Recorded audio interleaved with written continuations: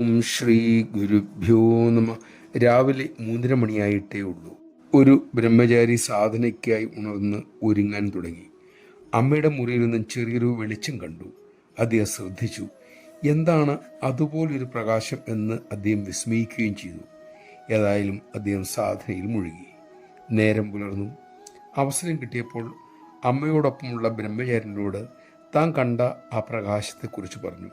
ആ ബ്രഹ്മചാരിണി പറഞ്ഞു, ലോകത്തു നിന്നെല്ലാം വരുന്ന കത്തുകൾ അമ്മയുടെ ആ മുറിയിലുണ്ട്. ആ കത്തുകളൊക്കെ അമ്മ വായിക്കുന്നുമുണ്ട്. രാത്രി അമ്മ കത്ത് വായിക്കുന്നതും ഉറങ്ങാതിരിക്കുന്നതും കണ്ടിട്ട് മുതിർന്ന സന്യാസി മക്കൾക്ക് വിഷമമുണ്ടായി. അവർ അത് അമ്മയോട് പറഞ്ഞു. അതിനുശേഷം മക്കൾ ആരും കാണാതിരിക്കാൻ അമ്മ ടോർച്ചിൻ്റെ വെളിച്ചത്തിൽ കത്ത് വായിക്കാൻ തുടങ്ങി. അതാണ് താങ്കൾ കണ്ട ആ കൊച്ചു വെളിച്ചം. നമഃശിവായ. അമ്മയുടെ വാക്കുകളിൽ തന്നെ പറഞ്ഞാൽ, സ്വയം എരിഞ്ഞ് സുഗന്ധം വരുത്തുന്ന ചന്ദനത്തിരി പോലെയാണ് നമ്മുടെ അമ്മ. മക്കൾക്ക് വേണ്ടി രാപകൽ എരിയുന്ന അമ്മ. ആ പ്രേമസ്വരൂപിണിയായ അമ്മയെ കളങ്കമില്ലാതെ സ്നേഹിക്കാൻ മക്കളായ നമുക്ക് സാധിക്കട്ടെ.